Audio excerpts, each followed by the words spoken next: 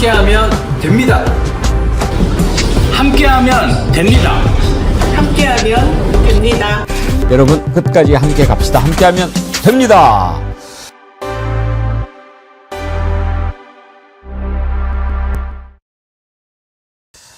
여러분 안녕하십니까? 백운기입니다. 검찰 개혁이 마지막 단계에서 진통을 겪고 있습니다. 수사와 기소를 분리한다. 이 대전제에는 의견이 일치하지만 크게 두 가지를 놓고 강경파와 온건파 사이의 의견이 갈리기 때문입니다. 먼저 국회 통과 시점입니다. 강경파는 이달 임시국회에서 공소청, 중수청 설치법을 통과시켜서 개혁의 동력이 떨어지기 전에 입법을 마무리해야 한다는 입장인 반면에 온건파는 법적인 부작용을 최소화하기 위해서 정부의 수정안을 충분히 검토하자는 겁니다. 다른 하나는 보안 수사권입니다. 검찰이 가진 수사권을 완전히 폐지하느냐 아니면 검찰이 어느 정도까지 보안 수사를 하게 할 것이냐 하는 점인데 이재명 대통령이 신중한 접근을 하자고 했음에도 강경파가 반발하면서 내부 분열 양상까지 빚고 있습니다. 이런 와중에 또 거래설까지 나오면서 자칫 이 문제가 또 한 번 여권을 흔들 이슈가 되고 있는데요. 오늘 자세히 짚어보도록 하겠습니다. 생방송 백운계 정치 1번지 출발합니다.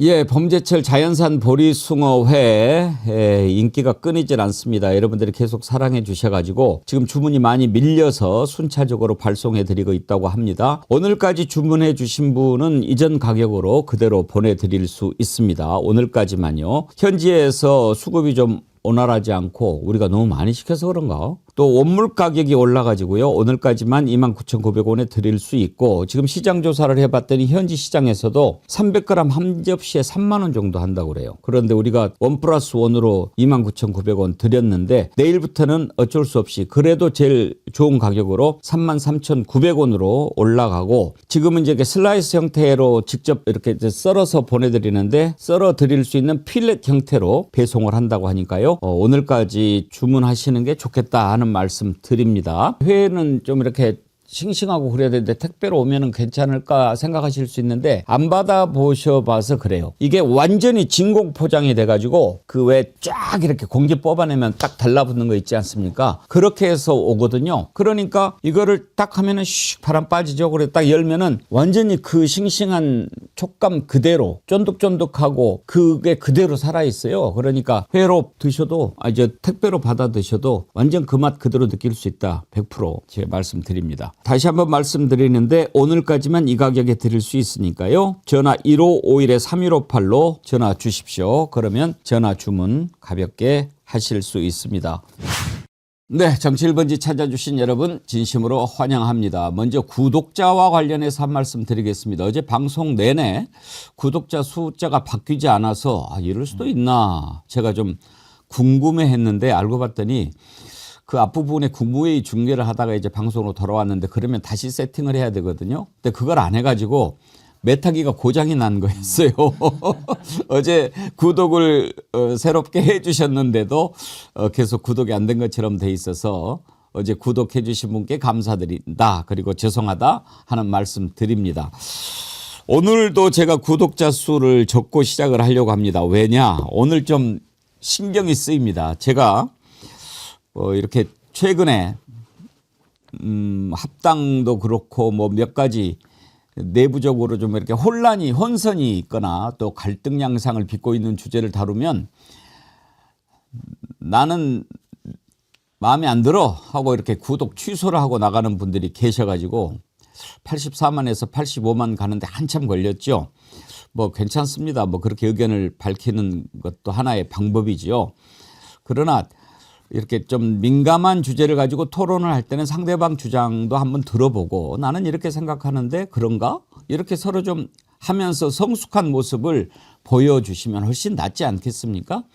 그리고 구독과 관련해서 저는 그렇게 생각합니다. 구독이 권리지 무기는 아니지 않습니까? 네, 뭐 구독 취소할 거야 뭐 이렇게 하시면은 그렇게 해봐야 백운기 마음만 아프지 뭐 도움이 되십니까? 예, 그렇게 해주시기를 바랍니다. 오늘 김종희님께서 돌아오셨습니다. 참척이라고 하죠.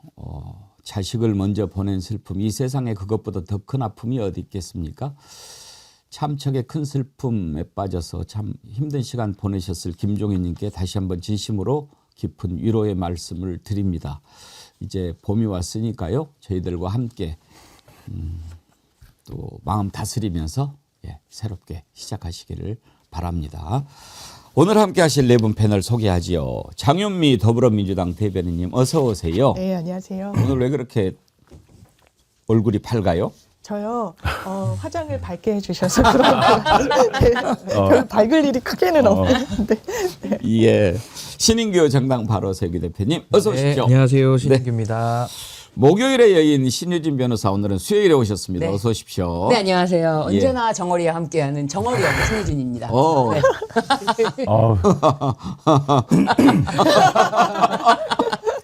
제 정어리를 얼마나 사랑하는데요. 네. 예, 알고 있습니다. 우리 정어리 TV 공식 호스트. 맞습니다. 네. 네. 자, 오늘 또 반가운 얼굴 한 분 오셨습니다. 한겨레 21의 김완 기자님 어서 오십시오. 네, 안녕하세요. 처음 뵙겠습니다. 이게 방송국 처음 와서 스튜디오 규모랑 대기실을 보고 깜짝 놀랐어요. 아, 그래요? 네, 네, 네. 정어리만 할 줄 알았는데. 거의 고래만 합니다. 고래만한 예. 네. 김완 원래 훌륭한 기자들 민완 기자라고 맞아. 민완 기자 옛날에는 민완 기자보다 더 훌륭한 기자가 민원 기자예요. 민원 기자. 민원을 잘 네. 해결하는 네. 기자. 해결사. 네, 요새도 민원 기자라고 이제 본인을 소개하는 사람들이 있죠. 네. 우리 김완 기자님은 우리 정어리 TV는 처음인데 네. 신유진 변호사님이랑 다들 잘 아시죠? 네. 네, 뭐 여러 방송에서 같이 뵀었습니다. 네. 김완 기자 장점이 뭐예요? 김한 기자님은 어려운 이슈도 굉장히 또 거기다 유머 한 스푼을 딱 얹어가지고 착 풀어내는데 이 바로 우리 백운기 앵커님 스타일이 아닐까. 그래요? 네네. 신유진 변호사님하고 비슷하네. 저랑은 차원이 다르게 고급지십니다. 오늘 그게 좀 필요한 때문에 네, 맞습니다. 김한 기자가 있기 때문에 저는 어떤 이슈도 뚫고 나갈 수 있다. 오늘 좀 뜨거운 이슈를 가지고 우리가 정면 돌파를 한번 해보려고 합니다. 몇 차례 우리가 좀 그 토론하면서 신경 쓰이는 일이 있었는데 일단 이건 왜 뜨겁냐? 검찰 개혁을 가지고 그냥 뭐 이런저런 의견이 있는 것이야 뭐 항상 있을 수 있고 참 아까 제가 오프닝에서 온건파 강경파 얘기했는데 참나무님께서요 강경파란 발언 옳지 않아요 그러셨어요. 그러면 뭐라고 불러야 될까요?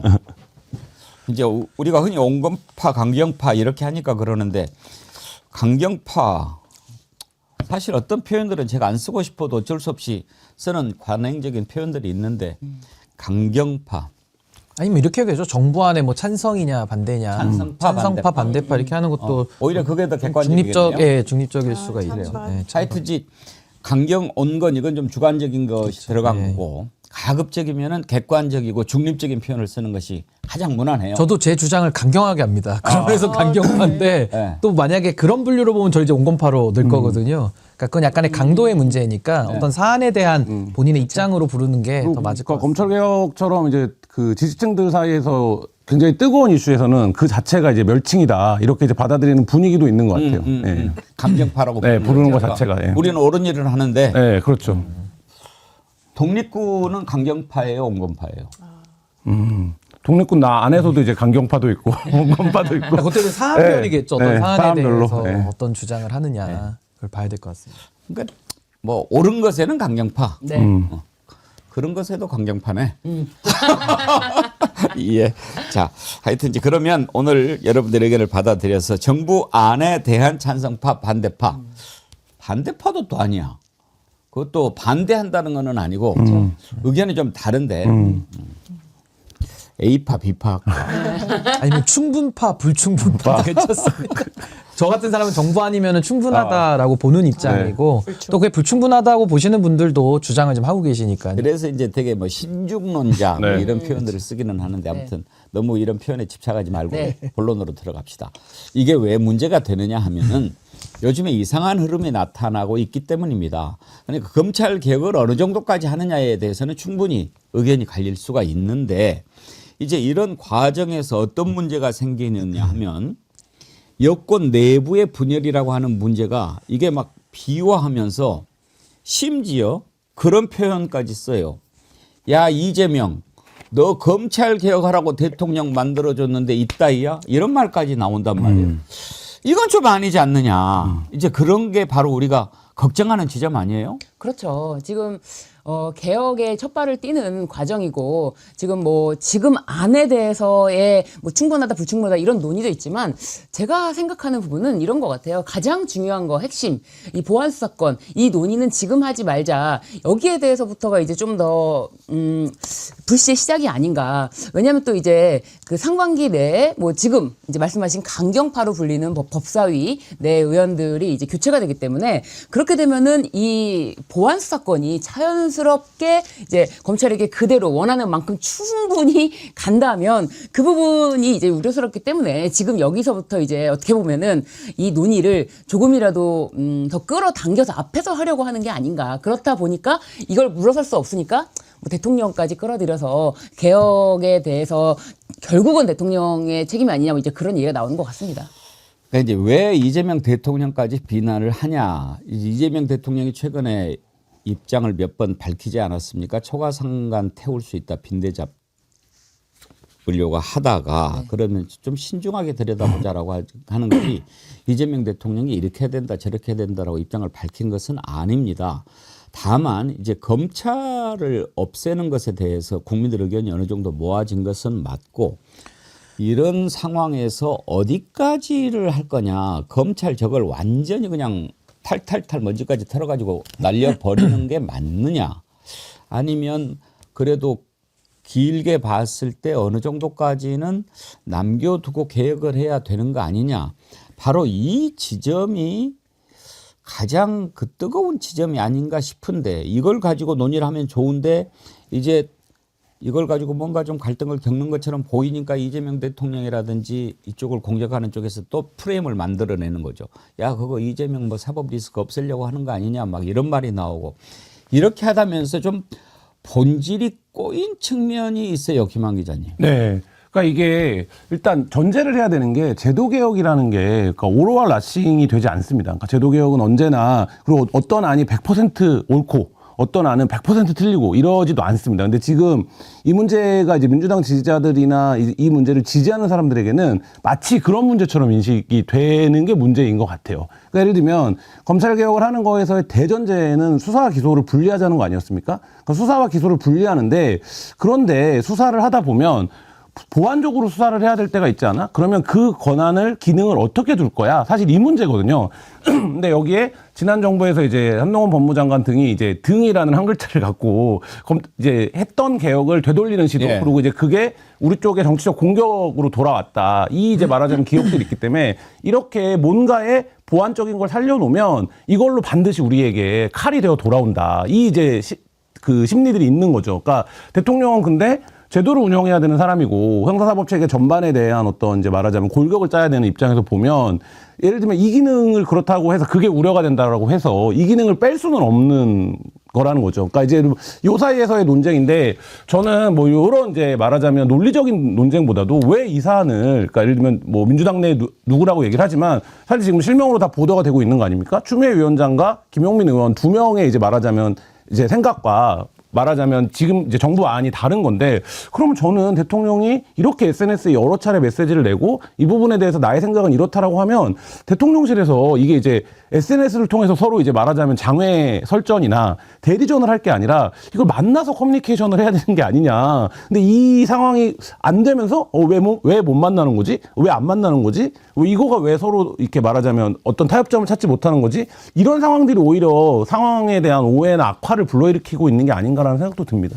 장윤미 대변인께 한번 여쭤볼까요? 당내 분위기는 어때요? 지금 이게 당론은 정해져 있지 않습니까? 당론은 이제 의원총회를 거쳐가지고 무려 6차례를 했습니다. 정부안과 관련해서도 많이 당 의견이 수렴된 부분이 있어요. 처음에는 이 수사체계도 중수청을 이원화하겠다 그랬습니다. 전문수사관과 그렇지 않은 전문수사관은 번여사 자격이 있는 그러니까 현직 검사들이 많이 이쪽으로 건너오도록 하는 유인체계 성격이 있었는데 그건 수용이 어렵다라고 의견이 모아져서 그냥 일원화된 체계로 그냥 직급만 급수로 나누는 걸로 됐어요.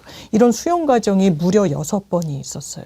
그래서 최종안이 나왔고 그리고 보안수사권과 관련해선 민주당에서는 보안수사 요구권으로 하는 걸로 당론으로 정해졌는데 구체적인 거는 지방선거 이후에 다시 디테일로 들어가기로 돼 있는 상황이라서 이 부분이 수기가 없었던 게 아닙니다. 그리고 검찰이란 조직은 없을 수가 없어요. 대통령도 언급했지만 헌법에 있습니다. 검찰총장이라는 책도 그래요.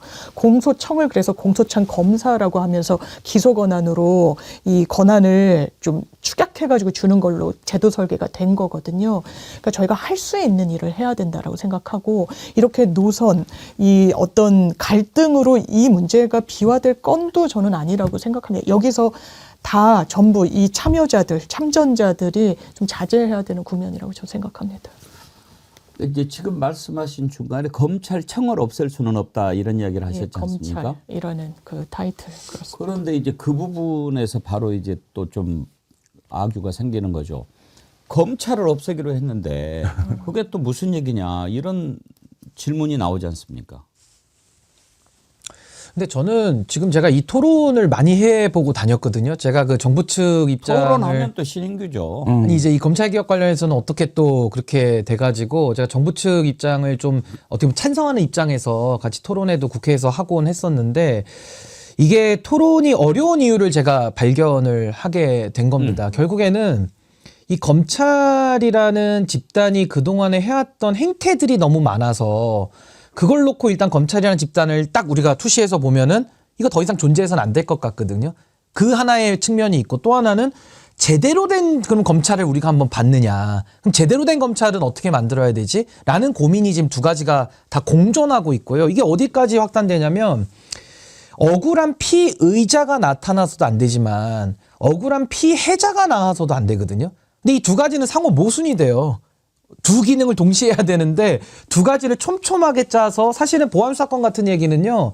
억울한 피의자 만드는 정치수사에서 자꾸 얘기할 사안은 아니라고 저는 보는데 자꾸 토론하다 보면은 보안수사권 얘기를 갖고 와가지고 윤석열에다가 대입을 하니까 윤석열이 보안수사권 갖고 장난한 게 아니거든요. 엄밀히 말하면 수사 개시권을 가지고 이놈들이 칼 막 휘두르 제낀 거죠. 근데 제가 이야기하는 보안수사권은 왜 필요하다고 얘기하냐면 결국 제한적 존치입니다. 왜냐하면 일선에 그냥 형사부 검사실을 문 열고 확 들어가잖아요. 어떻게 돼 있냐? 거 안에 윤석열이 앉아 있는 게 아니라 다 우리 같은 아저씨들이 앉아 있어요. 그리고 그 사람들이 기록에 파묻혀 삽니다. 솔직히 한 사건 한 사건 얼마나 중요해요? 사기당한 사건, 뭐 성폭력 사건, 뭐 절도 사건 많을 텐데 그거 하나하나 해결하느라고 숨 넘어가는 게 일선의 지금 형사부의 모습인데 거기에 대해서 그럼 우리가 보안사건을 통해 가지고 경찰을 통제하고 이런 걸 짜자라고 얘기를 해야 되는데 다 필요 없고 윤석열 한동훈이 어떻게 했어? 아까 그 등 얘기도 하셨잖아요. 네. 등 얘기는 법에다가 등을 넣어놔가지고 윤석열이 정권 잡은 다음에 시행령으로 장난을 친 건데 지금은 입법을 아예 하고 있는 거고 정권도 이재명 정부인데도 그 얘기가 또 먼저 튀어나온다는 얘기죠. 그래서 저는 이 토론을 하려면 저는 정말 한 2박 3일을 잡고요. 아예 층위를 나눠가지고 전 토론을 해야 된다고 봅니다. 안 그러면은 계속 같은 말만 하면서 서로가 부각시킬 주장들만 부각시켜서 온전한 제도를 짤 수가 없어요. 아니면 아예 다 위임을 하든지. 그래서 저는 이 부분에 대해서는 조금 더 층위를 나누는 좀 생산적인 토론이 저는 반드시 필요하다. 그런 입장입니다. 예, 이제 토론도 우리가 그동안 많이 하면서 상당히 나아지기는 했는데 아직도 이렇게 듣는 훈련이 좀 부족한 것 같아요. 그래서 어떻게 보면 지금 우리가 또 그렇게 바람직한 토론 문화를 형성하기 위해서 나아가는 단계일 수도 있고요. 아무튼 좀 초등학교에서부터 제대로 된 토론 훈련을 좀 많이 했으면 좋겠어요. 뭐든지 훈련 없이 되는 건 없거든요. 훈련해야 됩니다. 참는 것도 훈련해야 되고 웃는 것도 훈련해야 되고 예, 그렇습니다. 기분 좋으면 웃고 기분 나쁘면 찡그리죠. 근데 그건 동물도 그래요. 예. 짐승도 그렇죠. 윤석열도 그래요. 그런데 정말 내가 듣기 싫은 소리를 들어도 웃을 수 있는 건 훈련이 좀 필요한데. 자, 그래서 지금 이게 본질인데 공격을 하는 쪽에서 야, 그건 뭐 지금 이재명 대통령 그거 좀 빼려고 그러는 거 아니야? 막 이렇게 공격을 하잖아요. 이런 와중에 어제 장인수 기자가 김어준 그 뉴스공장에 나와가지고 그런 얘기를 했어요. 최근에 내가 들었다. 그랬는데 정부의 아주 이재명 대통령의 최측근이라고 할 수 있는 사람이 검찰 쪽에다가 공소 취소해 주면 우리가 보안 수사권 줄게 이런 딜을 했다라는 얘기를 해가지고 지금 발칵 뒤집혔습니다. 이렇게 되면 이제 완전히 다른 문제가 돼버리는 거기 때문에 이 문제를 한번 다뤄보지 않을 수가 없습니다. 어제 장윤수 기자가 뉴스공장에서 했던 발언 한번 들어봅시다. 최근 누가 봐도 이재명 대통령의 최측근 그렇죠. 최측근이라고 볼 수밖에 없는 정부 고위 관계자가 매우 최근입니다. 이런 논란이 불거진 고위 검사들 다수에게 메시지를 전달했습니다. 메시지는 내 말이 곧 대통령의 뜻이다. 나는 대통령이 시키는 것만 한다. 공소 취소해줘라. 라는 뜻을 고위 검사 다수에게 전달했습니다. 아니 그 검사한테 그럼 문자를 보냈다고요? 전달한 방법은 제가 여기서 구체적으로 밝히지는 않겠습니다. 저는 알고 있습니다. 그 답을 그 메시지를 전달받은 고위 검사 중 한 명은 뭐 이런 뜻을 또 얘기를 했다고 그럽니다. 아니 뭐 그러시지 말고 차라리 그러면 절차가 개통을 밟아서 정식으로 지휘를 하셔라. 그렇게 뭐 이런 얘기도 나왔다라고 합니다.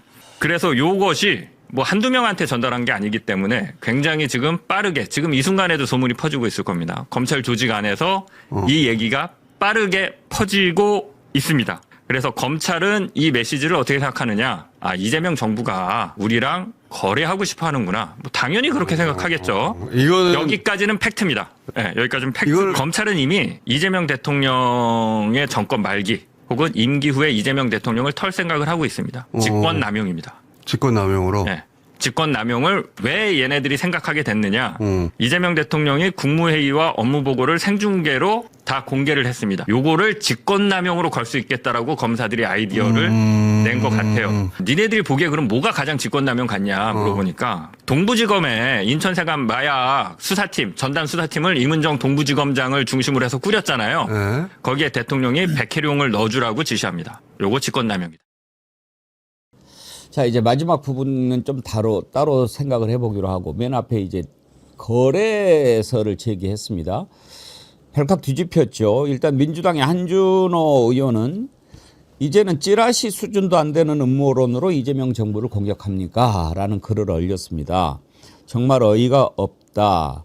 그렇게 하느냐 화가 난다. 장인수 기자에 묻겠다. 그 말이 사실이냐? 사실이면 증거를 내놔라.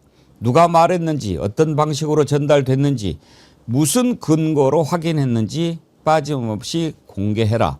공론장에서 한 말이니까 증거와 책임이 따라야 한다.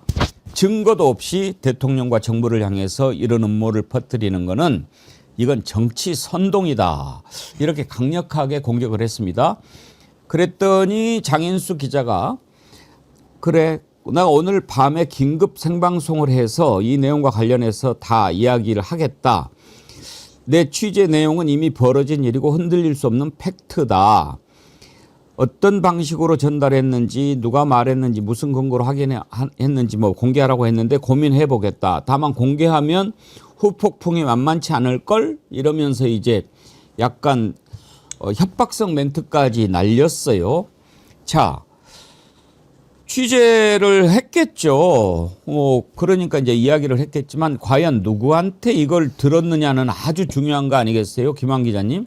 취재원을 밝힐 수는 없지만 이걸 들었다는 사람한테서 들었는지 아니면 이걸 이렇게 했다고 하더라 라는 사람한테서 들었는지 이건 하늘과 땅 차이잖아요. 하늘과 땅 차이죠. 그러니까 이게 전원으로 들었다라는 이제 취지로 들려요. 왜냐하면 다수의 검사들한테 그걸 보냈다라고 한다. 근데 그 다수의 검사가 모두 이제 말하자면 크로스오버 체크가 된 건 아닌 것 같고 그런 얘기들이 나왔다라는 거를 이제 들었다라는 취지로 보이는데 뭐 언론사에 저보다 훨씬 오래 계셨지만 익명의 단수 취재원을 갖고 사안을 보도할 수는 없죠. 그러니까 예를 들면 그게 뭐 경중을 떠나서 그러면 최소한 이 발언이 어떻게 되는지에 대한 복수의 크로스 체크가 필요하고 그다음에 실제로 이런 발언이 오갔다라는 거에 최대한 객관적인 물적 증거들이 있어야겠죠. 그러니까 예를 들면 녹취록까지는 뭐 없다라고 하더라도 뭐 내가 몇 월 몇 육하 원칙에 따라서 어디서 만나서 그 얘기를 했었다. 뭐 이런 정도까지는 취재가 되어 있어야 되는데 뭐 장인수 기자도 기자 생활 오래 했으니까 그런 문법을 모르진 않을 텐데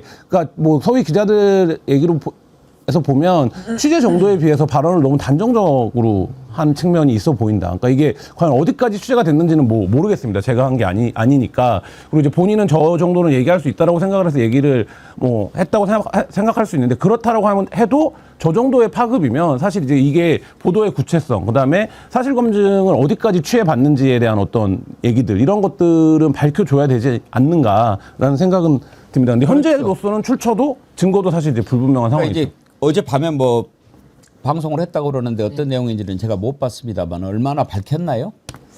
저도 사실은 그 방송을 못 봤지만 예. 뭐 정확하게 또 밝힌 바가 없기 때문에 오늘 아침까지도 계속 그렇겠죠. 이제 근데 얘기가 나오는 것을 알고 이제 있습니다. 우리 김한 기자님도 현장에서 뛰고 있지만 이제 데스크를 보지 않습니까? 취재한 것을 기사를 쓴다고 할 때 방송에 나와서 이야기를 한다. 그것도 지금 김어준의 뉴스공장이 어떤 영향력으로 보면 지금 옛날에 KBS, MBC보다 더한 영향력을 가지고 있지 않습니까? 여기에서 방송을 할 때는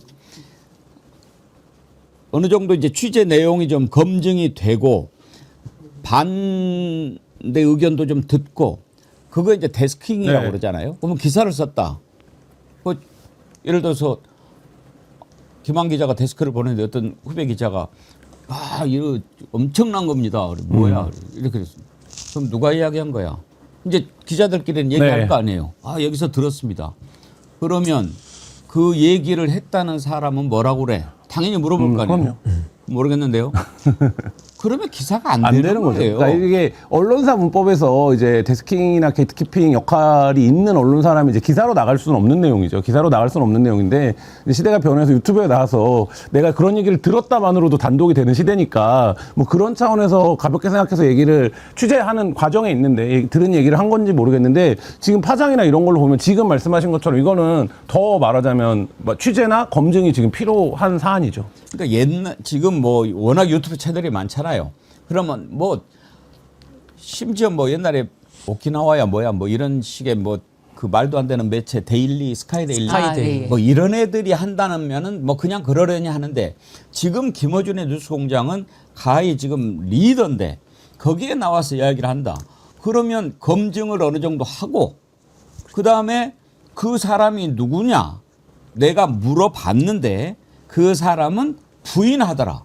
이런 정도까지는 얘기를 해줘야지 이랬다고 하더라라고 하면서 그 영향력이 가장 큰 매체에서 이재명 대통령이 마치 이 수사권을 놓고 딜을 한 것처럼 이야기를 했다.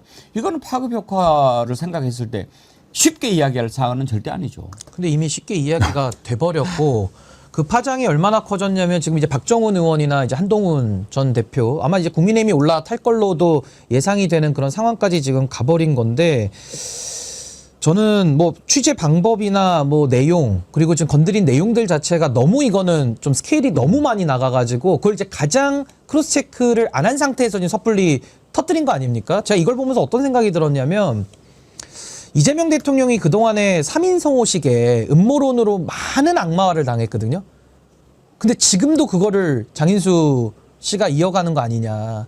그러니까 옛날에 조중동에서 악마화하고 했던 걸로 많은 국민들이 속았고 지금 이제 그분들이 어떻게 보면 눈꺼풀이 좀 벗겨지면서 이재명 대통령이 이런 분이구나 알고 있는데 아주 역설적이게도 장인수 씨가 어제 그 기사라는 뭐 기사라고 하기도 그렇지만 언론에서 얘기를 해버림으로써 약간의 지금 이 3인 성호와 이 음모론에 지금 올라타버린 이런 상황이 돼버렸기 때문에 저는 이 조작과 왜곡에 관한 그 피해를 이재명 대통령께서 너무 많이 받으셨기 때문에 저는 이건 더 있을 수 없는 일이고 오늘 보니까 한정혜 의원님도 굉장히 이제 강도 높게 비판을 하셨던데 전 이거 민주당에서도 집권 여당이라면 저 이거 그냥 넘어갈 수는 없는 일이다. 그리고 어제 저는 그 장인수 기자 그 방송 다 봤거든요.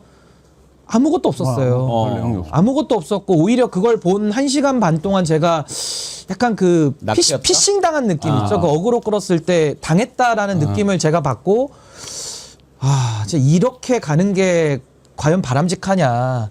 내지는 이건 너무 아니다라는 생각이 전 어제 들었습니다. 그러니까 저희가 취재를 하다 보면 취재원의 주장을 들을 때가 있죠. 그러니까 취재원의 주장이죠. 취재원의 주장은 사실은 아니죠. 그러니까 취재원의 주장을 듣고 취재를 시작할 수 있죠. 근데 그 주장을 검증하는 과정이 있어야 되고 그 검증이 끝났을 때 이 취재원의 주장이 사실이냐 아니냐에 대한 진위 여부에 대한 판단을 최종적으로 해서 어떤 문제를 이제 전체적으로 종합적으로 파악을 하는 건데 장현수 기자의 어제 주장은 자기가 저 얘기를 들은 건 맞겠죠. 뭐 기자의 윤리로서. 근데 취재원의 주장인 거죠. 취재원의 주장. 그러니까 근데 이제 이게 내가 만난 취재원이 이렇게 주장을 하더라. 이렇게 이제 전제를 하고 했으면 별 문제가 아닐 텐데 방송에서도 여러 차례 얘기하지만 본인 폭로의 어떤 이제 그 임팩트를 높이기 위해서 팩트라는 얘기를 계속 강조하거든요. 근데 이제 본인도 아마 언론사에 소속돼서 월급 받는 기자면 이게 팩트가 아니라는 건 알 거예요. 그러니까 언론사에서는 이 정도의 취재원의 주장을 팩트라고 하진 않죠. 근데 사실 이제 그런 부분들이 좀 혼재되어 있는 상황에서 너무 이제 발언이 멀리 많이 갔다 이런 생각이 우리가 듭니다. 뭐 팩트가 아니다라고 단정할 수는 없지만 팩트라고 확정할 단계까지는 아닌 아니죠. 거죠. 네. 근데 적어도 이 얘기를 들었다라고 하는 대상이 정부 고위 관계자 이재명 대통령의 최측근이라고 할 수 있는 사람한테서 들었다고 하는 그 당사자한테만 들었어도 이게 상당히 신빙성이 높은데 그 당사자한테 들은 것인지도 지금 모르잖아요. 모르죠. 예. 그 당사자한테 들었다는 사람한테서 들은 것일 수도 있는 거고. 그럴 가능성이 열려 있죠. 그리고 이게 왜 저는 좀 그러냐면 이 맥락이 있어요. 검찰 개혁을 둘러싸고 이른바 강성 이 입장을 내시는 분들이 대통령이 검찰한테 포섭됐네 뭐 이런 어쨌든 확인되지 않은 이야기를 하던 그 연장선상에 그 이유가 공소 취소 때문이었어. 그래서 이 뒷거래가 있었던 거야. 이거는 한정혜 정책위 의장도 이야기했지만 대통령의 의중인지 그거는 팩트가 아니에요. 그거는 확인이 안 된 거잖아요. 최소한. 근데 대통령의 의중이라고 최대치의 해석을 언론을 통해 공론화해낸 거예요.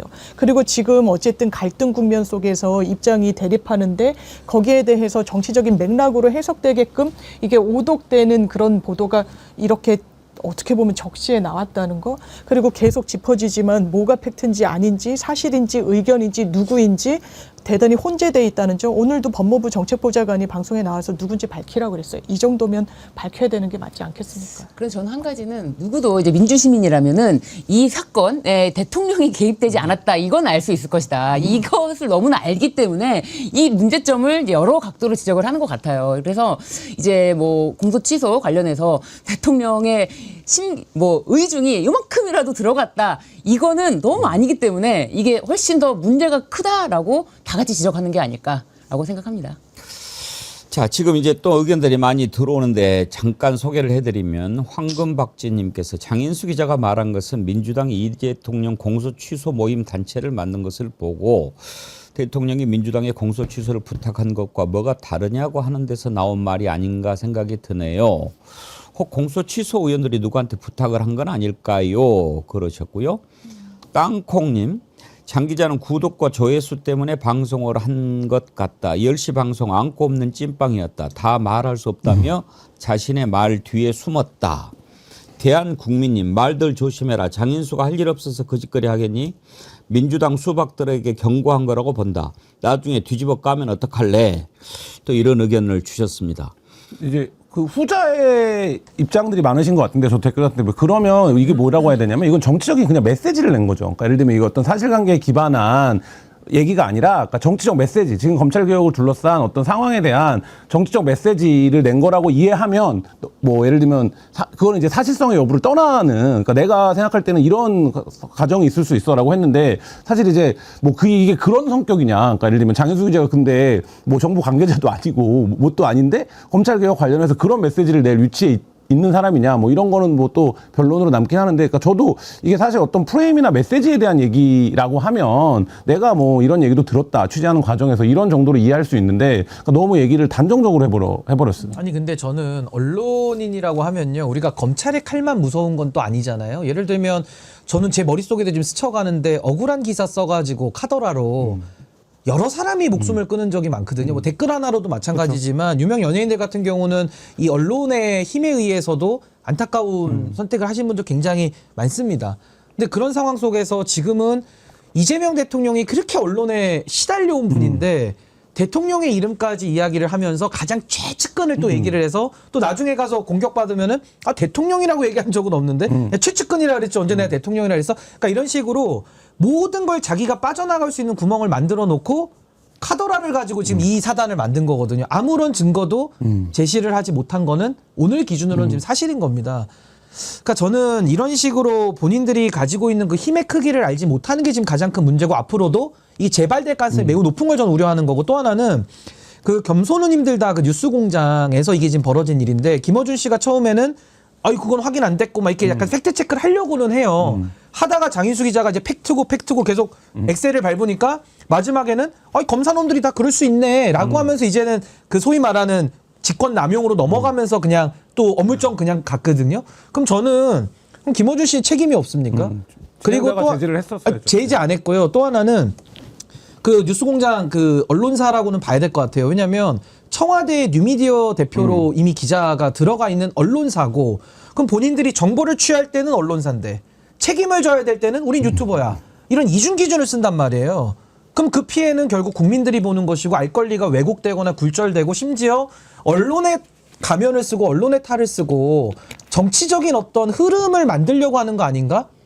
이런 부분에 대해서는 저는 정말 좀 심각한 자성이 저는 필요하다. 매우 저는 지금 위험수위까지 온 거 아닌가. 이 사례가 저는 간단해 보이진 않습니다.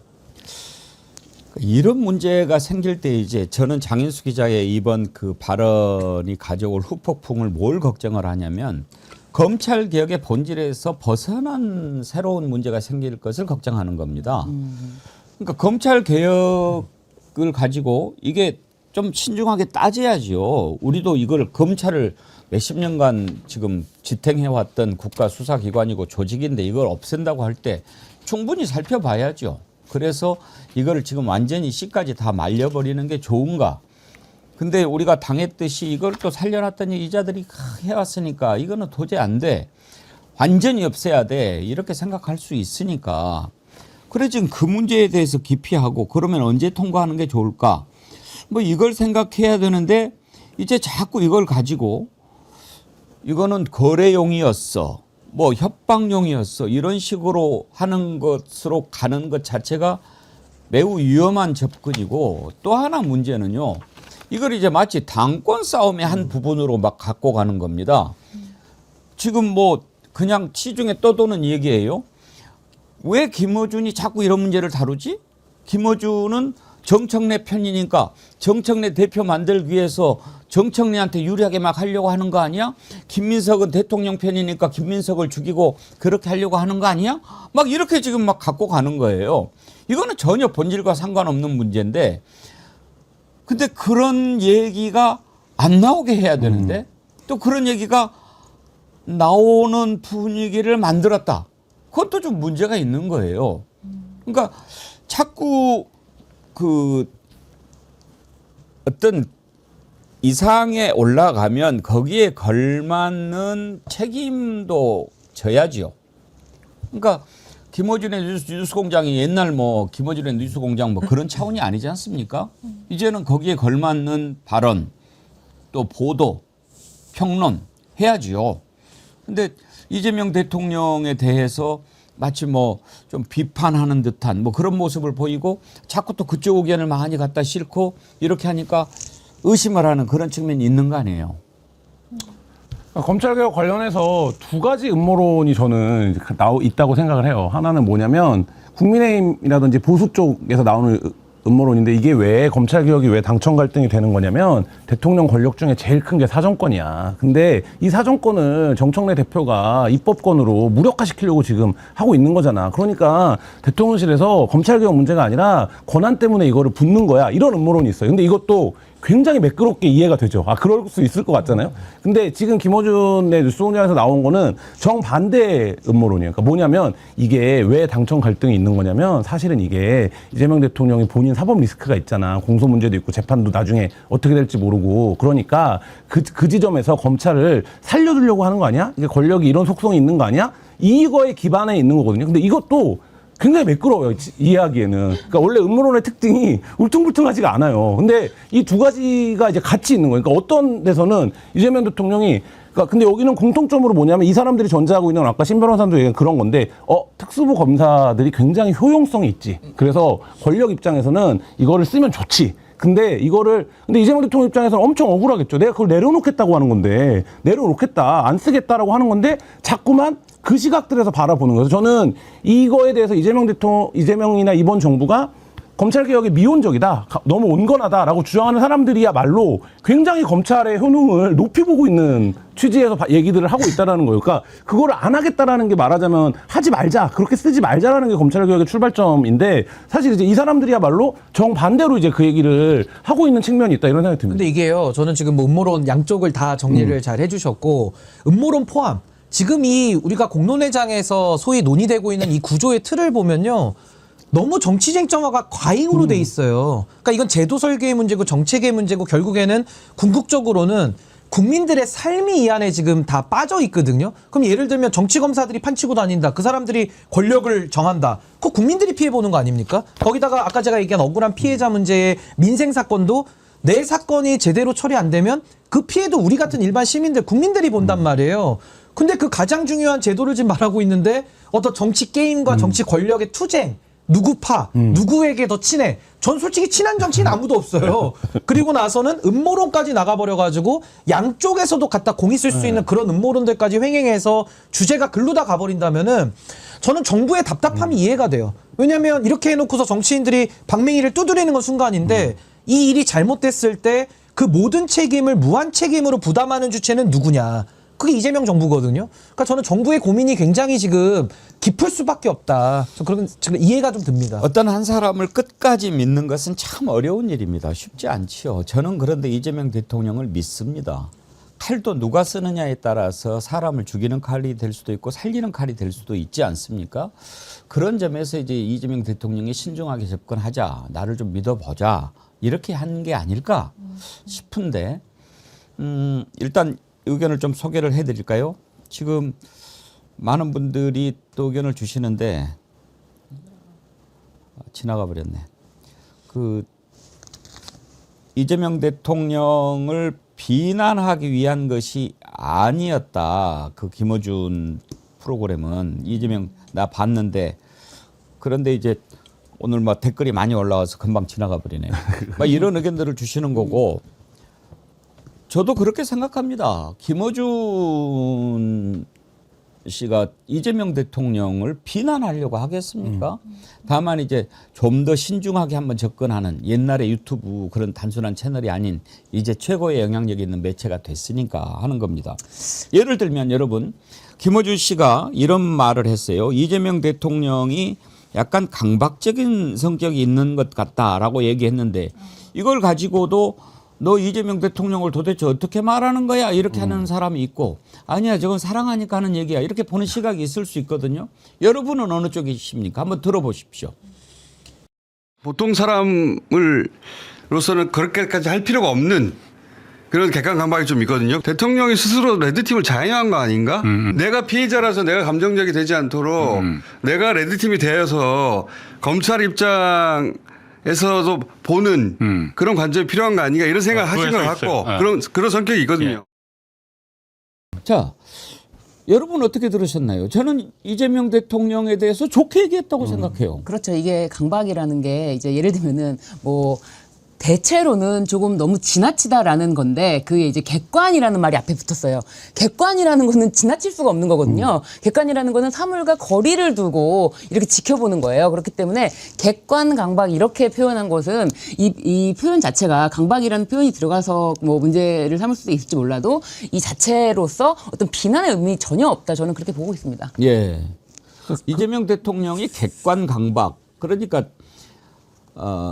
이제 이재명 대통령 입장에서는 저는 그 지금 이렇게 신중하게 접근하는 걸 보면서 김대중 대통령 생각이 났어요.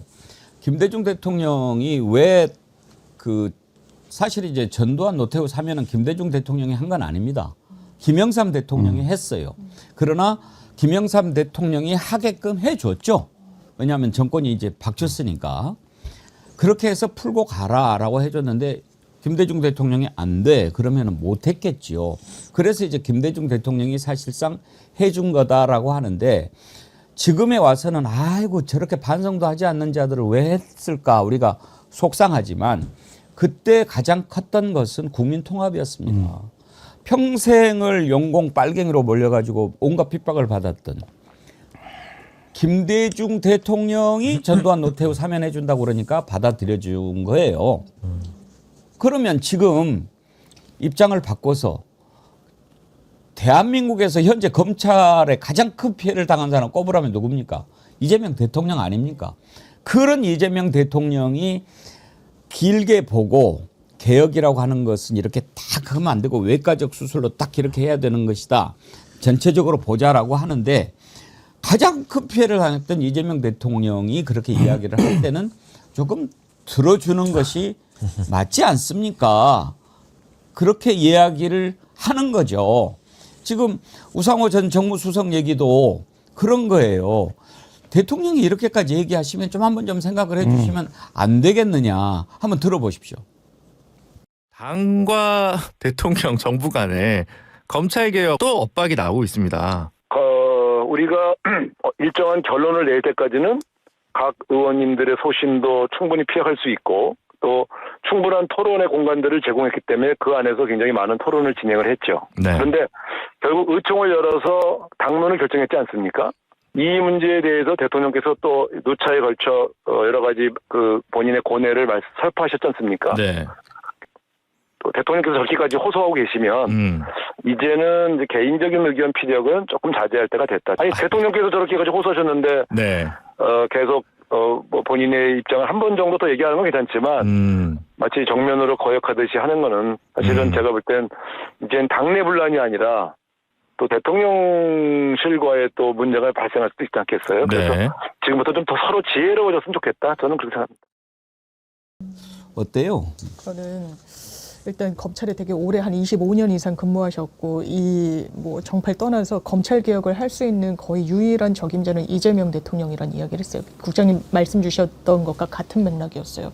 사실 이재명 세 글자를 빼면 도저히 설명되지 않는 수사가 아주 A를 하다 안 되면 B로, B를 하다 하면 C로 압박을 넣고 회유를 하고 종용을 하면서 여기까지 끌고 왔던 그 검찰의 민낯을 지난 정권 내내 봤어요. 그리고 그 적임자로서 검찰 개혁을 하니까 국민들이 응원하고 박수 쳐주셨던 부분이 있습니다. 그리고 제도 설계는 정교하게 해야 되는 책임을 집권 여당과 이재명 대통령 앞에 놓인 숙제로 가져오게 된 거예요. 그러면 이 부분과 관련해서도 대단히 외부적으로는 지금도 이제 지라시 형태나 박글 형태로 국민의힘은 오히려 강경하게 되길 바라고 있다, 속으로 원하고 있다, 이런 이야기까지 이제 나오고 있는 국면인데 여기에 대해서 이제 정확하게는 아까 제가 앵커님이 말씀 주신 검찰을 없앤다고 약속했던 거 아니냐라는 즉각적인 이제 저 반응들을 봐요. 검찰은 없어졌습니다. 검찰청 법이 폐지됐어요. 법안을 폐지한다는 건 어마어마한 거예요. 검찰은 수사 기소를 같이 갖고 있는 그 기능 때문에 검찰로 여러 폐해가 있었던 거예요. 그거를 잘라낸 겁니다. 분리해낸 거예요. 그러니까 지연 말단적으로 검찰청 이런 검찰총장이란 말은 헌법에 있으니까 아예 도려낼 수는 없어. 근데 우리가 약속드린 검찰은 없어진 거야라고 정확하게 설명드리고 있는 이 과정 중에 있는데 제가 지금 이런 생각이 들었고 또 김어준 씨의 발언을 보고 제가 텍스트로 기사를 봤을 때는 좀 무리하게 얘기를 했나라는 인상을 받았는데 제가 감사하다는 생각이 드는 게 오히려 이 워딩을 들으니까 이 맥락 속에서 대통령 대단히 세심한 사람이에요. 정교한 사람이고 그러니까 이걸 강박이란 단어로 아까 짚어주셨지만 표현한 그 맥락이 있는데 외부에서 갈라치기를 시도하는 무수한 많은 세력들이 있다고 체감이 돼요. 그러니까 김어준 너 대통령 직격했어? 저격했어? 너 이거 대통령의 반기를 들었어? 이렇게 또 프레임을 확 가져가는 이런 부분들 이제 거기서 우리가 벗어날 필요가 있다는 생각이 듭니다. 그렇죠.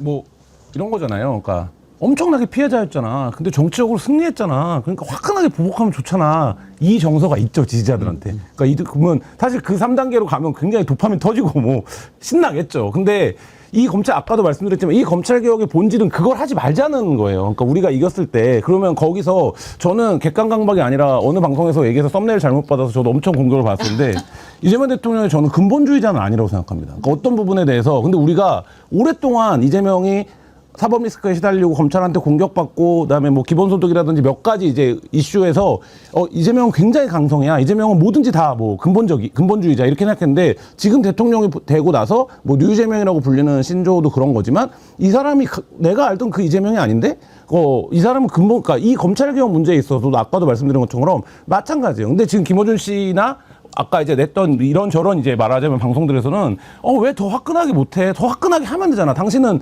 그거를 할 수 있잖아. 왜냐 자격이 있잖아. 피해자였으니까 이런 얘기를 하고 있는 거예요. 그러니까 그런 얘기를 들으면서 막 도파민 터지는 사람들이 듣기에는 그래 맞아 그렇게 했어야 되는데 이재명은 할 수 있을 줄 알았는데 이렇게 생각을 하지만 대통령이 어떻게 그렇게 하겠습니까? 이거는 다른 문제고 그러니까 지금 우상호 전 정무수석이 얘기한 것처럼 그걸 모르겠습니까? 그러니까 그 얘기를 그러면 왜 당대표 때는 검찰개혁 그렇게 얘기해놓고 대통령 되니까 다른 얘기예요.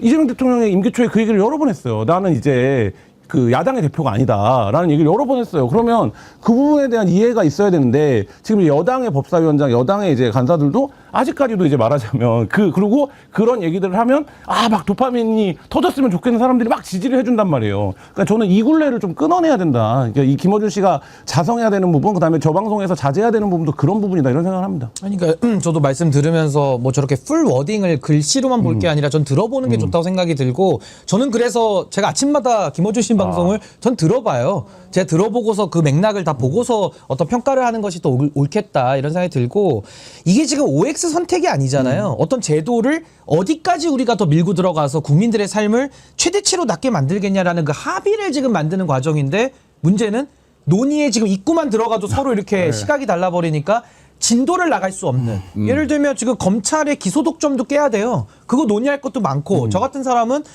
검사 출신들 중에 변호사 개업이라든지 선거 출마하는 것도 전 좀 일부 제한이 필요하다고 보거든요. 그것도 논의를 해야 되는데 다 지금 사각지대로 밀려나 있잖아요. 그래서 저는 김어준 씨 관련해서 저는 저 멘트 말고 지금까지 있었던 예를 들면 김민석 총리와의 그런 여론조사 관련된 갈등이라든지 뭐 국무회의를 했냐 안 했냐라는 의혹 제기라든지 아니 KTV 관련해가지고 정청래 대표 악수 사진을 누가 잘라낸 거야라고 하니까 최민희 의원이 그 딴지 게시판에 가가지고 글을 올려가지고 대책을 만든다 그러잖아요. 이런 모습이나 이번에 장인수 기자와 관련돼서 이런 공소취소와는 아주 예민한 단어를 근거 없이 말을 하는 전 이런 부분들에 대해서는 정말 민주당 내부에서도 이거는 자성의 목소리가 나오지 않으면요. 이거 누가 그러면은 브레이크를 걸어줄 수 있겠습니까? 그러니까 전 여기에 대해서는 목소리를 내고 건강한 역할로서 어떤 공공의 선에 이바지하는 쪽으로 갈 수 있는 역할들을 좀 해야 되는 거 아니냐. 그런데 이제 어제 장인수 기자 관련한 얘기에 대해서는 오늘 방송에서는 그 부분에 대해서 아무래도 크로스 체크가 덜 된 부분이 있는 것 같다. 이제 그런 부분에 대해서 다시 방송을 했다. 이런 점까지는 알려드리겠습니다.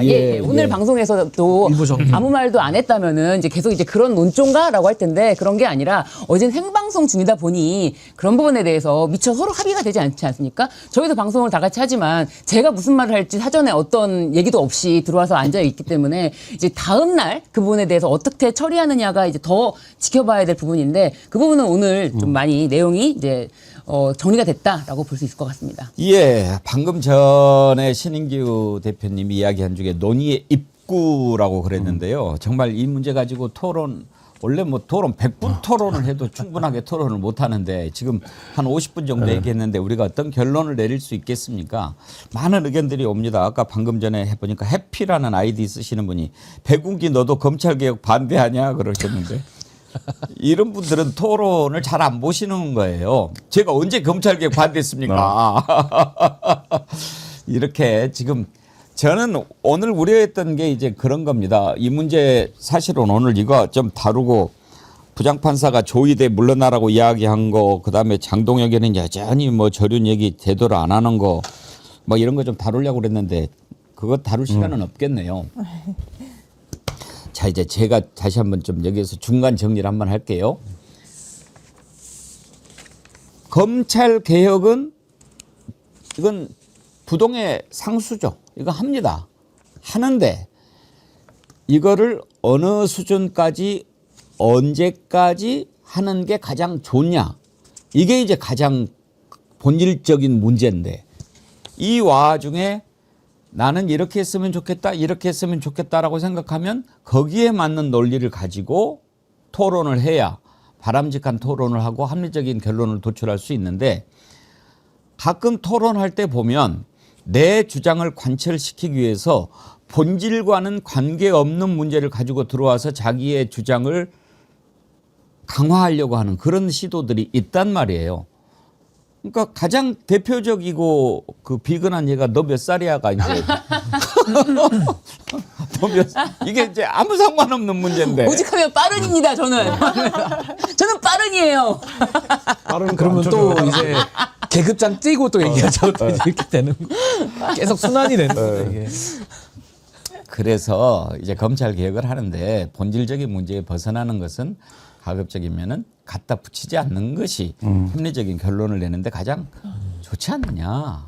그러면서 한번 좀 들여다보자 하는 건데 아무튼 이제 또 그렇게 던지면 이제 몇 살이냐는 또 따져봐야지 뭐. 이게 민증을 깐다든지 뭐 하기는 해야죠. 그거 신고가 잘못돼서 옛날에 그거 우리 엄마가 신고를 늦게 해가지고 제가 원래는 한글이 많아요. 제가 호적이 늦게 된 거예요. 그건 해결 안 됩니다. 네, 그거는 뭐 판사님 앞에 가서 얘기해도 소용없습니다. 네. 목소리 큰 사람이 얘기하는 거죠. 네. 잠깐 슈퍼챗 소개하면 좀 열기가 식으려나? 최성화님, 정바세 신인규님 요즘 힘드시지요? 응원합니다. 아유 감사합니다. 힘들어요? 아니 뭐 저는 늘 힘들었고요. 아니 지금도 저는 그래요. 누구의 선의를 제가 막 의심하고 싶지는 않고 정치 복원. 그러니까 저도 이제 반정치와 많이 싸워왔고 그것도 이제 내상을 많이 입죠. 반정치와 싸우고 정치 복원을 어떻게 그럼 만들어 나갈 것이냐. 이거는 뭐 저 혼자 하는 게 아니니까요. 공론장의 회복과 정치를 복원시키는 그 대열에 저도 그냥 미력한 힘을 보탠다. 저 그렇게 생각합니다. 호리노님, 우리 민주당을 위해서 항상 애써주시는 장윤미 대변인님 얼굴도 예쁘고 너무 감사합니다. 같이 화이팅 합시다. 그러셨네요. 박정묵님 슈퍼챗 보내주셨고요. 문경에 계시죠? 튤립님, 김종희님 힘내세요. 아까 김종희님 소개할 때 보내셨군요. 백운갱커님, 정어리언님들 모두 행복하세요. 감사합니다. 구독자도 처음에 85만 1208분에서 출발했는데 많이 늘어났습니다. 예, 감사드리고요. 좋아요는 아직 10,000명이 안 됐어요. 동접자가 14,000명인데 반칙입니다. 예, 좋아요 많이 눌러주시길 바라고요. 자, 그러면 이제 이 문제는 어떻게 정리하는 게 좋겠냐. 우리가 공자 말씀만 하지 말고 현실적이고 뭔가 좀 모두가 납득할 수 있는 그런 결론을 도출했으면 좋겠습니다. 제가 결론은 아니고 제 의견을 먼저 얘기할게요. 네. 저는 이재명을 믿잡니다. 네. 한번 이재명 대통령을 우리가 지지하고 뭐 그렇다고 그래서 이재명 대통령이 뭐 엉뚱한 대로 막 끌고 가겠습니까? 그래도 한번 이재명 대통령을 믿어보자. 이재명 대통령이 왜 검찰개혁을 반대를 안 하겠어요? 반대하겠어요. 그거를 믿고 그냥 가는데 대체로요. 어떤 그 자리가 바뀌면 마음이 달라지는 게 아니고요. 시각은 달라질 수가 있어요. 아파트 5층에서 보는 전망하고 40층에서 보는 전망이 어떻게 같겠습니까? 5층에서는 10층 아파트만 보이지만 40층에 올라가면 다른 아파트의 옥상과 저 멀리 강물과 산까지 다 볼 수 있거든요. 그만큼 정보의 양이 엄청나게 많아지고 옛날에 생각했던 것과 판단이 달라지는 거예요. UFO 있어요 없어요? 여러분 알아요? 잘 모르시죠? 근데 미국 대통령은 안 돼요. 왜? 정보를 얻으니까 있는지 없는지. 궁금하긴 하네. 있다고 하기도 하고. UFO 왠지 있을 것 같아요. 있었으면 좋겠는 느낌으로. 그렇죠. 아무튼 이제 그래서 저는 이재명 대통령을 믿어보자라고 하는 건데 이 문제를 어떻게 푸는 것이 좋을지 김한 기자님부터 한번. 그러니까 저 아까 전에 뭐 또 말씀드렸지만 제도개혁은 한 번에 그러니까 예를 들면 이루어질 수가 없고 옳고 그름 100% 옳고 그름의 문제도 사실 아니고 그 사회가 합의할 수 있는 수준의 산물이기 때문에 그러니까 지금 이제 뭐 대통령을 믿자 이재명을 믿자 뭐 이런 것도 있지만 저는 뭐 기자 입장에서 보면 이 제도를 우리가 어디까지를 합의할 수 있느냐 이 과정인 건데 나는 그렇게 합의할 수 없고 내 입장만 맞아 이렇게 주장해서는 사실 이 문제를 풀 수 없다. 그러면 이제 아까 신 변호사님도 그런 표현을 쓰셨지만 우리가 계속 입구에서 소송일 수밖에 없어요. 그러니까 어쨌든 그 부분에서는 우리가 이거를 여기까지는 합의할 수 있다. 지금은 이러고 나아가는 게 맞지 않을까라는 생각이 듭니다. 저는 이 처음에 이제 장인미 변호사님께서 말씀해 주셨지만 대변인으로서 이 당론으로 채택된 범위가 어디까지인가에 대해서 처음에 당론으로 보안 수사 요구권까지 결정이 났다라고 했다면은 그 보안 수사 요구권까지라는 말이 이제 예를 들면 지금 이 논의에도 계속 이제 연결선상이 된다면 그렇다면은 수사 인력이 필요가 없는 부분인데 근데 왜 수사 인력을 계속 두는 방향으로 이거를 이렇게 했을까? 거기서부터 출발한 게 아닌가 싶습니다. 그래서 이 문제의 핵심은 이 법을 다른 내용 뭐 통보 뭐 보고 뭐 다 좋아요. 뭐 우선 수사권 다 좋은데 중수청이 우선 수사권 두는 거예요. 다 좋은데 이제 보안 수사 요구권, 보안 수사권 이 부분 때문에 사실은 이게 말 한마디가 아니라 사람들이 왔다 갔다 하는 거잖아요. 수사 인력이 공소청, 즉 이제 검찰청이 공소청이 변경되는 것뿐이지 사실 검찰청이 없어지는 게 아닙니다. 그래서 공소청에 수사 인력을 그대로 둘 것이냐, 그 수사 인력을 뺄 것이냐. 근데 이 법을 보니까 수사 인력을 그대로 두는 건데 이제 그 논의에서 당론으로 결정된 게 있는데 당론을 지키는 건 아니지 않나. 거기서 출발된 게 아닌가. 그래서 당론으로 결정되는데 왜 지금 딴소리야? 당론으로 결정된 것처럼 여기가 법이 지금 들어와 있는 게 아니니까 그런 목소리가 이제 나오는 게 아닌가 그런 생각이 들어서 그 처음에 이제 당론으로 결정했다라는 부분이 제대로 실행되는 데까지 지켜볼 수도 있는 거 아닙니까? 그래서 저는 지켜보고 있는 중입니다. 지켜본다. 네. 장은미 대변인님. 논의가 대단히 그러니까 여러 군데서 이야기를 나누다 보면 섞여 있다고 생각하는데 할 수 있는 걸 어떻게 정교하게 할 건지가 가장 급선무인데 이를테면 수사 개시 통보도 너네 검찰 몰라? 검찰한테 그렇게 당하고 수사 개시하는데 통보해야 돼? 그렇게 접근할 사안은 아니에요. 기본적으로 제가 이제 검사 출신 분한테 이 이슈와 관련해서 이를테면 이야기를 나눠보면은 내사해가지고 자율권으로 수사를 하다가 입건함과 동시에 왜냐하면 중수청도 누군가로부터 견제받아야 되는 거예요. 중수청이 만능은 아닌 거거든요. 중수청이 다 맞게 수사하는지도 외부에서는 통제 장치가 있어야 돼요. 그럼 이제 상호 견제를 해야 되는 그런 부분의 접근으로 진짜 이 제도가 우리 국민들이 아까 신인규 변호사도 짚어주셨지만 범죄자 처단하는 하나의 축이 있고 피해자를 구제해야 되는 것도 수사기관이 할 몫이에요. 거기에 공백이 있어서는 안 되는 거예요. 이 방안으로 접근을 해야 되고 이미 많이 왔어요. 이미 수기가 많이 됐습니다. 정말 지연 말단적인 걸 가지고 이 부분을 정말 큰 틀에서 정무적인 부담이 되도록 논의를 가져가는 건 맞지 않다고 생각합니다. 저는 좀 당부를 꼭 드리고 싶은데요. 선악적 이분법으로 정책을 접근하면 100% 망합니다. 왜 그러냐면요. 제가 예를 들어볼게요. 두 가지만 예를 들어보면요. 충암고 선배들이 내란을 일으켰어요. 그럼 지금 충암고등학교 학생들 내란의 후예로 보면서 문 닫아야 됩니까? 굉장히 위험한 발상이죠. 조국혁신당에서 성비위 사건이 나왔어요. 조국혁신당에 대해서 성비위당이다라고 일반화를 시켜서 문 닫자. 굉장히 위험한 주장입니다. 근데 지금 검찰에 대해서는 야, 검찰의 악행을 네가 몰라? 저도 다 알아요. 근데 그렇다고 해서 2,500명과 4,000명의 수사관에 대해 가지고 니들은 권한을 1만 줘도 다 악하게 쓸 거야. 라는 저는 선악적 이분법은 반드시 피해야 된다. 전 이건 먼저 말씀드리고 저는 아까 우리 신 변호사님 말씀 잘 들었는데 그 보안수사 요구 지금 민주당이 정한 당론이잖아요. 전 그 부분에 대해서는 우리가 논의를 해봐야죠. 예를 들면 요구 협력 체계로 가자 그래요. 근데 요구 협력 체계로 가면 국민들 입장에서 우리 동사무소 갔을 때 여기 가면 저기 가라고 그러고 저기 가면 여기 가라고 그러고 2시간 기다리라고 해결이 안 되는 경우가 덜어 있고 현실에서도 이번에 마약 수사 관련한 예를 들면 검찰에서 많은 평판이 좋은 임은정 검사하고 경찰 중에서 많은 분들이 좋아하셨던 백혜룡 경정하고 수사가 잘 되나요? 협력해서? 잘 안 되는 경우가 많이 있거든요. 그러면 수사가 안 되면 피해는 누가 봅니까? 또 국민이 보는 거예요. 전 이 부분에 대해서 정치 수사 저도 반대하고 수사 개시권이 없어졌기 때문에 과거처럼 윤석열이가 나와서 칼 휘두른다. 그건 불가능합니다. 자꾸 불가능한 거를 갖다가 말하면 안 되고요. 지금도 정부가 만든 중수처법 안에도 협력이라는 체계를 그래도 많이 반영해놔서 절충을 해놨어요. 근데 이분들이 지금 협력 가지고 또 뭐라고 얘기하시는지 아십니까? 사실상으로 또 장악한다 그래요. 아니 그러면 사실상 장악이라는 개념까지 만들면요. 검사 출신들이 공수처에 갔는데 그럼 공수처도 사실상 장악되는 거 아닙니까? 그럼 국회의원들도 검사 출신들 되게 많아요. 그럼 국회도 사실상 장악되는 거 아닙니까?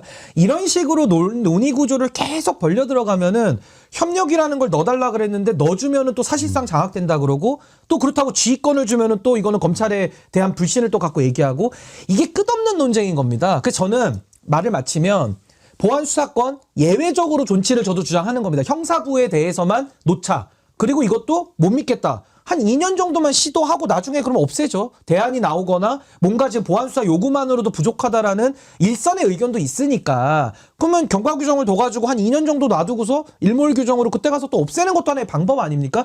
이렇게 방법을 찾아 들어가야 되는데 수사권의 시효도 얘기하지 마. 그러면 남양주 개물림 사건이나 부산 돌려차기 사건이나 보안 수사권을 가지고 검사들이 잘 해낸 것도 이번에 대통령님께서도 칭찬한 예가 있잖아요. 한 70건씩 매년 발표도 하고 있습니다. 그럼 그런 것들을 다 우리가 그럼 버려야 되는 것이냐. 저는 국가를 경영하는 경영자의 마인드를 가져야지 정권도 다 갖고 왔는데 누구를 타도의 대상으로 두고서 이분법으로 접근하는 것은 전 이를 그르칠 수 있다. 그 부분을 꼭 말씀드리고 싶습니다. 예, 내분 의견 들어봤습니다. 우리가 어떻게 세상의 모든 것을 다 알 수 있겠습니까? 그러기 위해서 듣고 공부하고 대화를 나눠보고 하는 것이죠. 오늘 부산이 대행님은 토론을 아주 착실하게 잘 보신 것 같습니다. 이런 의견 주셨어요. 개혁을 말하면서 혁신을 하려 하는 사람이 있습니다. 개혁은 고쳐서 바로 잡는 것이고 혁신은 기존 체제를 완전히 바꾸는 겁니다. 검찰 개혁법입니까? 검찰 혁신법입니까? 좀 쉽게 가면 안 됩니까? 그러셨는데요. 예. 슈퍼챗으로 이런 댓글도 있네요. 네. 사랑하는 신유진 변호사님 얼굴도 이쁘시고 항상 응원합니다. 지우 아빠 헬리님. 예, 헬리님. 슈퍼챗이랑 같이 보내셨는데 동네 분인가요? 근데 신유진 변호사님 정말 멘탈 강해. 왜요? 본인 읽어 이걸? 그러니까 그게 매력이지. 이런 게 오면 슬그머니 나한테 이런 것도 왔어요. 뭐 이렇게 그거보다 얘기를 이렇게 정보법 혹시 놓치실까봐. 내 칭찬 내가 챙긴다. 그럼요. 내가 챙긴다. 지우 아빠 헬리님. 아마 지와파 헬레님이 아까 장유미 변호사님 칭찬하면서 슈퍼챗 보는 거 보고 나도 신유진 변호사님 빨리 해줘야지 이렇게 했을 거예요. 경쟁구도 매우 좋습니다. 앞으로 만한. 항상 장윤 변호사님 경쟁구도로 가겠습니다. 그러니까 좋은 거는 누가 독점하면 안 돼. 경쟁으로. 맞습니다. 슈퍼챗을 아주 그냥 경쟁으로 그냥 받겠습니다.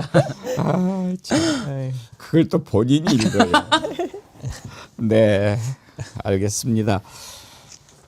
제가 슈퍼챗은 꼭 읽어 드리려고 해요. 다만 이제 액수는 소개를 잘 안 하려고 하고 근데 가끔 가다가 겁나게 부담스러운 슈퍼챗 보내주신 분은 또 그 의미를 생각해서 소개도 해드리고 하고 외국에 계신 분들 보내는 거는 좀 따로 하기도 하죠. 요즘에는 보시는지 아니면 또 그냥 보기만 하시는지는 모르겠는데 막 한 번은 내가 모르는 화폐 단위가 막 있고 그래서 이건 어느 나라야고 찾아보면 막 폴란드도 있고 유럽. 예, 그쪽은 유로화를 안 쓰는 나라들이 폴란드는 있죠. EU 가입국이 아닌가 보네요. 그런가요? 네, 오늘 토론 아주 뜨겁게 했습니다. 뭐 아까도 말씀드렸지만 우리가 어떤 결론을 내릴 수도 없고 또 결론에 접근하기에는 좀 짧은 시간이었지만 충분히 이런 문제를 우리가 어떻게 바라보고 있는지에 대한 의견은 좀 나눠본 것 같고요. 아무튼 본질에 벗어나는 그런 것을 가지고 싸우는 일은 별로 도움이 안 된다. 그렇게 얘기하고 싶고요. 또 하나 마무리하면서 조금 공자 말씀하자면 좀 큰 걸 봤으면 좋겠어요. 큰 거. 예. 지금 이재명 대통령 잘하잖아요. 그런데 시간이 너무 빨리 가잖아요. 그렇다고 이재명 대통령 계속 붙잡아 둘 수 없잖아요. 있는 동안에 잘할 수 있도록 짧은 시간에 가장 큰 효율을 낼 수 있도록 하는 거 뭐겠습니까? 우리가 함께 해주는 거죠. 함께 하면 된다. 그게 우리 정의리 정신 아닙니까? 그래서 좀 힘을. 보스 형님 TV님도 슈퍼챗 보내왔어요. 나는 백운기 앵커가 제일 잘생겼다. 동의합니다. 보스 형님, TV님 항상 센스가 넘치셔. 보스 형님 TV님 보리숭어 보내드립니다. 아니 근데 저는 아까 앵커님 말씀에 동의하면서 이재명 대통령 믿어달라는 말씀하셨는데 저는 같은 맥락에서 좀 기회를 드렸으면 좋겠어요. 아니 대통령께서 권력 잡은 지 지금 1년도 채 안 됐고 좀 맘대로 좀 해보고 그 다음에 평가를 받아서 권력을 더 주든지 뺐든지 이걸 국민들이 평가하는 건데 기회조차 주지 않고 어떤 성과를 내라라고 요구하는 거는 좀 매우 과한 거 아니냐. 뭐 인사도 마찬가지고요. 저는 대통령께서 조금 더 뭐 너무 잘하시는 게 많잖아요. 지금 관세 문제, 뭐 외교 안보, 경제 문제 다 잘하고 계시니 검찰개혁 문제도 그냥 전 묻지마식으로 믿자는 게 아니라 좀 기회를 드리고 그 기회를 충분히 쓸 수 있도록 우리가 좀 시간을 좀 드렸으면 좋겠다. 그 예. 말씀을 꼭 드리고 싶습니다. 예, 1부 여기까지 하겠고요.